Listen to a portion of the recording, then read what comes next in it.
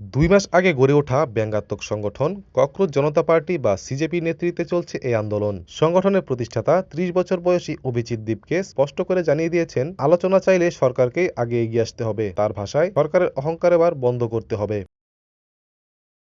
২ দিন আগে হাজার হাজার শিক্ষার্থী সংসদ অভিমুখে মিছিল করার চেষ্টা করেন। শিক্ষামন্ত্রী ধর্মেন্দ্র প্রধানের পদত্যাগের দাবিতে পুলিশের লাঠিচার্জ ও কাঁদানে গ্যাসের মুখে অনড় ছিলেন প্রতিবাদকারীরা। ভারতে মেডিকেল ভর্তি পরীক্ষা হল চিকিৎসা বিজ্ঞানের স্নাতক কোর্সে প্রবেশের একমাত্র পথ। প্রতি বছর লক্ষ লক্ষ শিক্ষার্থী এই পরীক্ষায় অংশ নেন।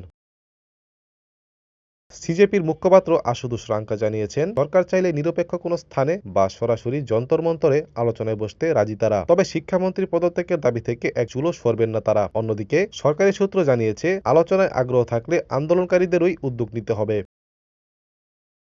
আলোচনার নামে প্রতারণার অভিযোগ তুলেছেন অভিজিৎ দীপকে। তার দাবি, সোমবার বিজেপি সভাপতি জেপি নাড্ডার বাসভবনে প্রতিনিধি দলকে ৫ ঘণ্টা বসিয়ে রেখে কার্যত গৃহবন্দী করে রাখা হয়েছিল। তিনি বলেন, এক হাতে আলোচনার আমন্ত্রণ, অন্য হাতে শিক্ষার্থীদের উপর লাঠি। এটা কোনো সদিচ্ছার লক্ষণ নয়।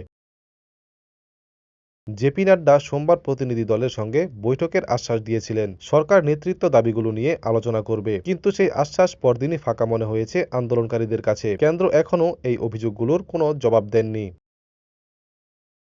মেডিকেল ভর্তি পরীক্ষায় প্রশ্ন ফাঁসের এই কেলেঙ্কারি ভারতের শিক্ষা ব্যবস্থার গভীর সংকটকে সামনে এনেছে। কোটি কোটি শিক্ষার্থীর ভবিষ্যৎ যে একটি পরীক্ষার উপর নির্ভর করছে, আর সেই পরীক্ষার প্রশ্নপত্র ফাঁসের অভিযোগ, এই দুয়ে মিলে আন্দোলন এখন শুধু পদত্যাগের দাবি নয়, পরিণত হয়েছে পুরো শিক্ষা ব্যবস্থার সংস্কারের দাবিতে।